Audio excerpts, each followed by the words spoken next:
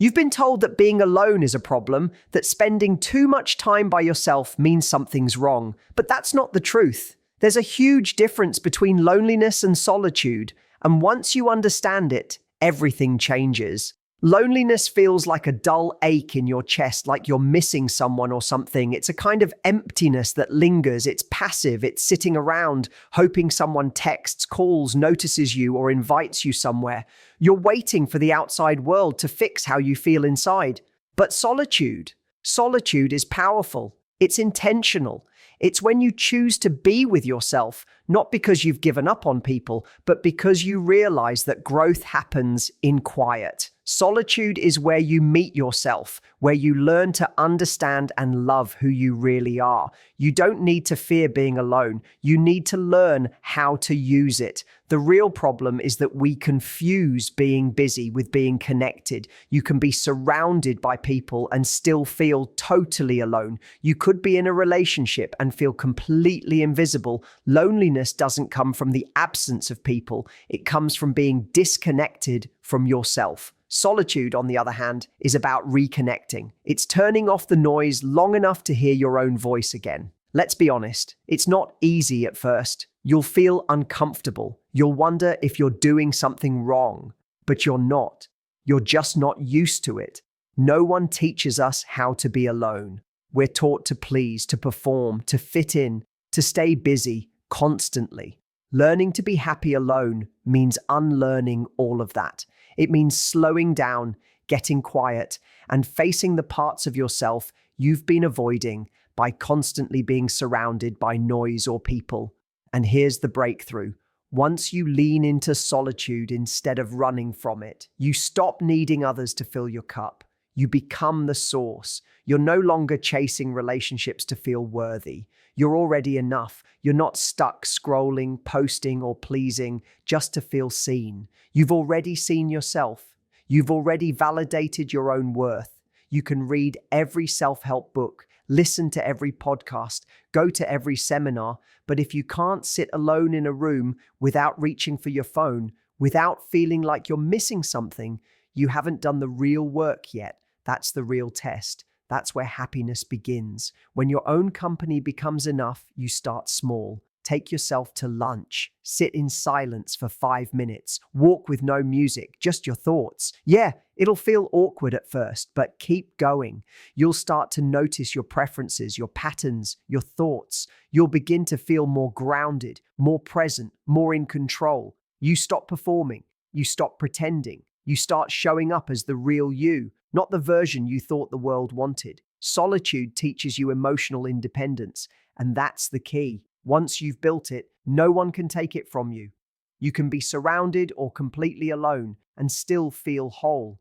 That's the power of solitude. That's the gift of being with yourself. Don't fear being alone. Reclaim it. Make it your strength. Use it to understand who you are, what you want, and where you're headed. Because when you're happy alone, you'll never settle for half-hearted love.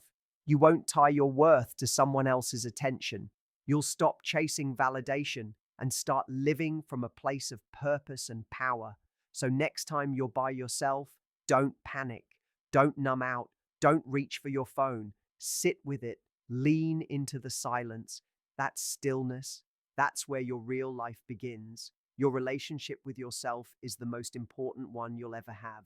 And yet, it's the one we neglect the most. We spend years trying to make others happy, trying to be liked, trying to fit in.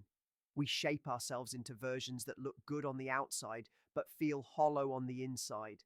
Then, when we're finally alone and the noise dies down, we don't even know who we are without all the pretending. That's when the truth shows up. Because if you don't like being with yourself, you're going to struggle in every part of your life. Think about it. If your inner voice is critical, if you second guess every idea you have, if you constantly compare yourself to others, how are you supposed to feel confident? How do you build real happiness when your own mind has turned into a war zone? You can't. And that's where most people get stuck. They think happiness is about being chosen, supported, loved by someone else. But here's the truth. Others can only meet you as deeply as you've met yourself. When you start building a better relationship with yourself, When you speak kindly to yourself, show up for yourself, treat yourself with respect, everything begins to shift. You stop chasing people who don't see your value. You stop settling for situations that drain you. You raise your standards, not because you think you're better than anyone, but because you finally understand your worth. And that worth, it doesn't come from likes, from attention, from applause. It comes from within. You have to start showing up for yourself the way you've always wanted someone else to. Stop waiting for someone to give you permission to feel proud. Stop waiting for someone to notice how hard you're trying. You notice it, you celebrate it, you validate it. That's how self-respect is built, not in loud, dramatic moments, but in the quiet, private ones, when no one's watching and you decide to keep going anyway. Being alone isn't a punishment, it's a gift. It's the space where you can finally tune into your needs, your dreams, your limits. It's where you start discovering what you want out of life instead of living on autopilot, following what everyone else expects. And here's what's real. The better your relationship with yourself, the better your relationships with everyone else will be. Why? Because you're no longer desperate. You're not entering connections from fear or loneliness. You're not shrinking to be accepted. You're showing up as your full, authentic self, and that's magnetic. But this kind of relationship with yourself, it doesn't happen overnight. You build it. You build it every time you keep a promise to yourself, every time you silence that harsh inner critic, every time you do the scary thing instead of holding back, every time you forgive yourself and choose growth over shame. Those small choices, day after day, are the bricks that build the foundation of trust with yourself. And that trust, that's what keeps your life steady, even when everything else feels uncertain. Look, maybe life's hit you hard. Maybe someone left, hurt you, ignored your value, and now you carry those wounds like proof that you're not enough. But listen, what they did doesn't define you. Their rejection isn't your identity. Your past shaped you, but it doesn't get to write your future. You get to decide how the next chapter goes. It means you stop begging for attention. You give it to yourself. You stop needing constant reassurance. You start trusting yourself. And once you do that, once you really fall in love with your own company, you become unstoppable. Because now you're not looking for someone to complete you. You already know you're whole. You're not desperate for connection. You choose it, and that's what real happiness is: quiet, confident, and completely yours. Most people don't realize how much their happiness depends on other people's opinions. From a young age, we're trained to seek validation. Think about it. You got praised when you followed the rules, smiled when told, and behaved in ways that made others comfortable. You were taught to care what others think, to seek approval, to be liked. And before you even know it, you're living for applause instead of your own peace. You start measuring your worth by how others react. But here's the truth. If your happiness depends on other people's approval, you will never feel free. Because this is what happens. You keep adjusting yourself to meet everyone else's expectations. You filter your words to avoid upsetting anyone. You shrink your dreams so you don't seem like too much. You wait for someone else to tell you you're doing okay before you allow yourself to feel proud. That's exhausting. You're constantly performing, constantly seeking, constantly wondering, do they like me? Did I say the right thing? Am I enough? That mental loop doesn't end until you stop it, and you stop it by realizing external validation is temporary and addictive. The likes, the compliments, the attention, it feels good, but it fades. And when it's gone, you start chasing the next hit. It's just another dependency. You don't feel grounded because your worth depends on someone else. One negative comment ruins your day. One look of disapproval makes you question everything about yourself. That's not happiness. That's emotional slavery. You want freedom, then you need to start validating yourself. Stop waiting for someone to tell you you're enough. Decide it for yourself. That means taking responsibility for your thoughts. Talk to yourself with the same support and care you give your closest friend. Recognize your own effort, even when nobody else claps. Self-validation isn't arrogance. It's not pretending you've got it all together. It's about recognizing your growth, honoring your boundaries, trusting your voice. It's looking at yourself in the mirror and saying, I'm proud of how I handled that, even if no one else saw it. It's finishing a task, no matter how small, and celebrating your follow-through. It's feeling sadness and not judging yourself for it. It's being honest about who you are, even when it's messy. You build this skill by catching those moments where you're craving approval and shifting your focus. Ask yourself, what am I really needing right now? Why does their opinion matter more than mine? What would I say to myself if I actually believed I was enough? Then say it out loud. Practice it. You've spent your whole life practicing self-doubt. It's time to practice self-respect. Because when you stop needing everyone else to tell you who you are, something powerful happens. You show up more authentically. You stop over-explaining. You stop comparing your journey to someone else's highlight reel. You stop apologizing for wanting what you want. That's when happiness becomes real, because it's no longer based on other people's moods or approval. It comes from you, and that means you own it. Now, let's be clear, this doesn't mean you ignore feedback or isolate yourself. It means you become your own primary source of validation. You still care, you still connect, but you stop needing it to feel okay. That shift right there, that's emotional independence. You want to feel happy on your own? Then stop outsourcing your self-worth. Stop trying to be perfect to earn love. Start being real to earn your own respect.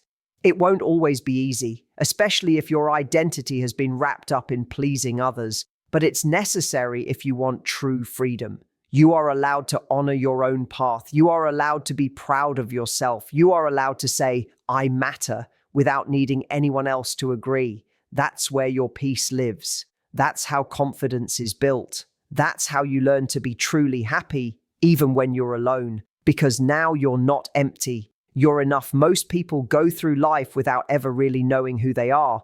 They get lost in roles, student, partner, parent, employee, and forget there's a real person underneath it all. Then one day they find themselves alone, and without all the distractions, there's silence. And in that silence, they freeze. They don't know what to do with it. But that silence, that's opportunity. That's the classroom of self-discovery inviting you in. And if you're brave enough to sit in it, you'll learn more about yourself than any job, relationship, or title could ever teach you. Self-discovery doesn't just happen. You don't stumble into it while scrolling or rushing through your day. You create it through intention. It starts when you stop trying to escape your thoughts and start listening to them. You begin noticing your patterns, why you react the way you do, why certain people trigger you, what brings you alive, what drains you. You start getting curious instead of critical. And in that curiosity, you unlock parts of yourself that have been buried under years of noise and pressure. One of the most powerful tools you can use when you're alone is journaling. Not perfect, polished writing, raw honesty. Ask yourself the questions you've been avoiding. What am I afraid of? What do I want but haven't dared to say out loud? Where do I feel stuck and why? What parts of me have I hidden just to keep others comfortable? That kind of honesty. It's not pretty, it's not easy, but it's real. When you're always surrounded by others, it's easy to lose your voice trying to match theirs. You compromise, you adapt, you fit in. But when you're alone, you finally get to ask, what do I actually think? What do I believe in? What lights me up? And every time you follow that curiosity, you collect clues about who you really are and who you're becoming. Another crucial part of self-discovery is learning to sit with your emotions, not suppress them, not numb them, sit with them. We live in a world that teaches us to avoid discomfort at all costs. We binge shows, scroll endlessly, overwork, overeat, anything to escape feeling. But emotions are messengers. They're not the enemy. They're trying to teach you something. Loneliness might be a sign that you've disconnected from yourself. Anger might point to a crossed boundary. Sadness could be reminding you of something important you've lost or forgotten. When you stop running from these feelings and start listening to them, you begin to heal. You grow. You also begin to uncover your values. Not the ones society handed you, not the ones you inherited, but the ones that feel right. Freedom, honesty, creativity, service. Whatever they are, once you identify your values, you can start building a life that actually aligns with them.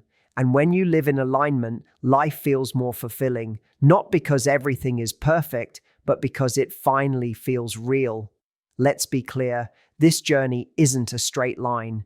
You don't spend one quiet weekend alone and suddenly discover your purpose. It takes time, it takes repetition, it takes discomfort. But the longer you sit in that silence, the more clarity you gain. You stop fearing the quiet. You stop needing to be busy all the time. You actually crave those still moments because you know that's when you reconnect with yourself. When solitude becomes a space for self-discovery, you stop seeing it as something to escape. You start to understand this is your time to grow into the person you were always meant to be, not for anyone else, but for you. You stop needing other people or circumstances to define you. You begin to define yourself. And the best part? The more you know yourself, the more powerful your life becomes. You make better decisions. You attract healthier relationships. You walk into rooms with quiet confidence, not because you're pretending to have it together, but because you're grounded in who you are, and no one can take that from you. Self-discovery isn't a luxury. It's not optional, it's essential, and it begins in solitude. So don't waste your alone time trying to fill the silence. Use it, lean into it, because everything you're searching for, clarity, peace, purpose, it's already in you. You just have to be quiet long enough to hear it. Most people underestimate the power of routine. When you're alone, especially when you're learning how to be happy on your own, structure isn't just helpful, it's essential. Because without it, your mind will wander. It'll spiral into overthinking, self-doubt, and negativity. You wake up feeling aimless and go to bed wondering if the day even mattered. But when you build structure, when you commit to showing up for something every day, you take back control. You stop waiting for someone else to give your life meaning because now you're giving it to yourself.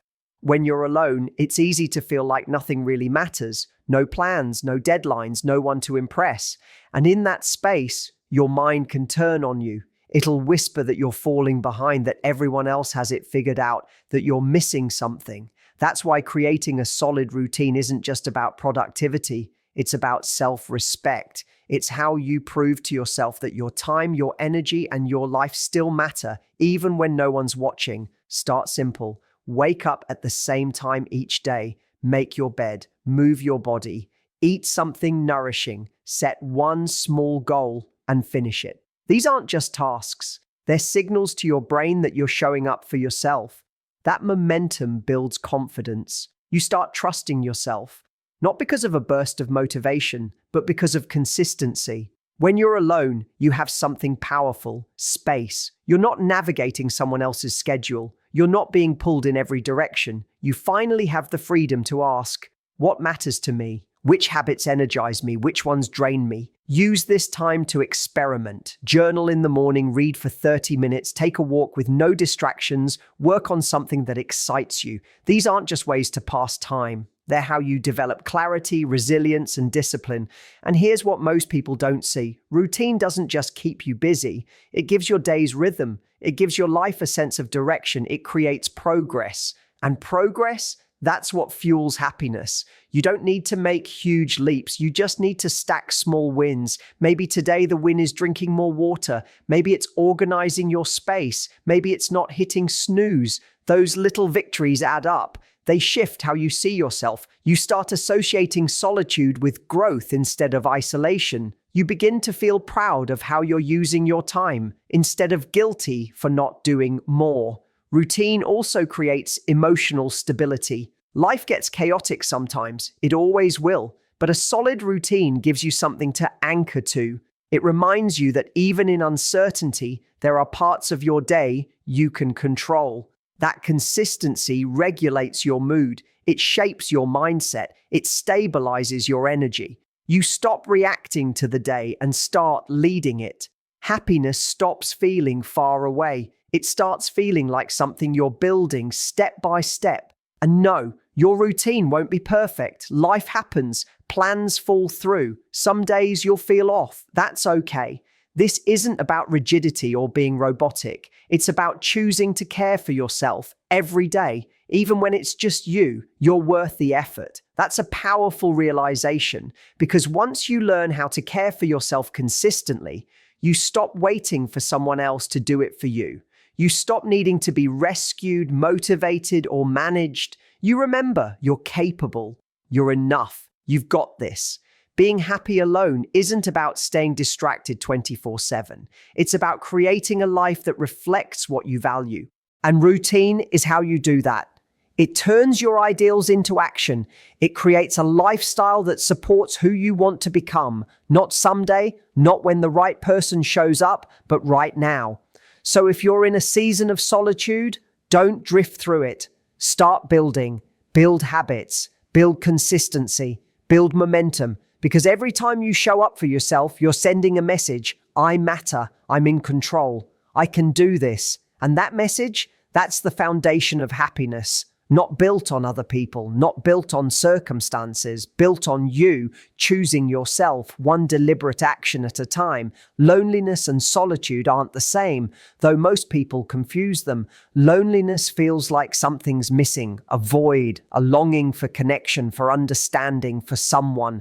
But solitude is intentional, it's powerful. It's choosing to be with yourself, not because no one else is there, but because you recognize the value of your own presence. The real challenge is learning to shift from loneliness to solitude. It's about transforming that empty space into something sacred, not something painful. The truth is, we often fear being alone because we associate it with rejection. No texts, no invites, no calls, and suddenly we start questioning our worth. But being alone doesn't mean you're unworthy, and not being surrounded by people doesn't mean you're unloved. Being alone is a situation, feeling lonely is a mindset, and your mindset, you can change it. Start by changing the way you talk about being alone. Stop using language that makes you feel small, saying, I'm just by myself or I have no one reinforces lack. Instead say, I'm spending time with myself or I'm learning to enjoy my own company. Your words matter. How you describe your life becomes how you experience it. So choose words that empower you, not words that diminish you. Next, challenge the stories you tell yourself when you feel lonely. Are you imagining that everyone else is out living their best life while you're stuck? Are you replaying old rejections and using them as evidence that you're not enough? Catch those thoughts, question them, because most of the time they aren't true. They're fear talking, and fear is a terrible storyteller. To move from loneliness to solitude, start creating experiences that actually feel nourishing. Scrolling alone doesn't count. That's distraction, not presence. Solitude means being engaged with yourself, fully in the moment. Drink your coffee slowly, sit on the porch and listen to the breeze. Be there, feel it, because the more present you are, the less empty it feels. You start realizing that peace has always been available. You were just too distracted to notice it. Another way to shift is to build rituals, not just routines, but rituals, intentional acts that feel meaningful. Light a candle while you read, play your favorite music while you cook. Dress up, even if you have nowhere to go. These rituals tell your nervous system, I'm safe, I'm cared for, I matter. Over time, these small, consistent acts start to rewire how you think. You stop seeing alone time as something to survive and start seeing it as something sacred. And don't ignore the deeper work. Sometimes loneliness is your soul asking you to stop running, to deal with what you've buried. Maybe you're still holding on to a relationship that ended. Maybe there's grief you've avoided. Maybe you've been using busyness to escape the truth of what you're feeling. Solitude gives you the space to feel it all. And yes, it can be overwhelming, but it's also freeing because when you stop judging your emotions and just let them be, you begin to heal. You also build emotional independence. You realize your worth doesn't depend on who texts you back, that you can enjoy a walk, a meal, a sunset without needing someone else to witness it for it to matter. And that kind of independence, that's strength. When you know how to hold space for yourself, you stop fearing abandonment. You stop clinging to half-hearted connections just to avoid silence. You start choosing people who add to your life, not ones who are supposed to complete it. The shift from loneliness to solitude is a journey. It takes time. It takes patience. It takes a willingness to sit with yourself, even when it feels uncomfortable. But the reward is real. You begin to see you're not lacking, you're not broken, you're not alone, you're with yourself. And when you can truly be with yourself, when you can enjoy your own company and feel peace in your own presence, then you're free. There comes a moment after you've spent enough time alone, truly with yourself, when you finally understand something most people never do. You don't need anyone else to complete you. You are whole. That doesn't mean you don't want connection. Of course you do. We're human. But there's a difference between wanting connection and needing it to feel okay. When you fill your own cup, when you generate peace and joy from within, you stop outsourcing your happiness. And that's real power. See, most people enter relationships hoping someone else will fix the emptiness they feel. If I find the right person, I'll feel secure. If I have more friends, I'll feel loved. But if you enter from that place of need, you set yourself up for pain because no one else can do that for you. That's your job. Being happy alone teaches you how to do it, how to sit with discomfort, how to soothe yourself, how to create fun and meaning, not wait for someone else to deliver it. Solitude isn't punishment, it's preparation. It teaches you to raise your standards, not out of arrogance, but out of respect for yourself, because you've built something solid with you and you're not giving that up for just anyone. You stop shrinking to fit. You stop performing to be liked. You just show up as you. And that energy, that quiet confidence, that's rare. That's magnetic. And the best part, when you're whole on your own, you're finally open to real connection. Not desperate, not performative, just honest, grounded, mutual connection. That's where love thrives. That's where friendship becomes family. That's where community becomes home. But you can't skip this part. If you rush through solitude just to get to the next chapter, you miss the transformation. This season of being alone, this is where you meet the real you. And once you know who you are, what you value, what you need, what you deserve, everything changes, because now you're not chasing love. You're choosing it. You're not searching for someone to save you. You've already saved yourself, and that's where joy lives, in the quiet, in the strength, in the wholeness of knowing I am enough.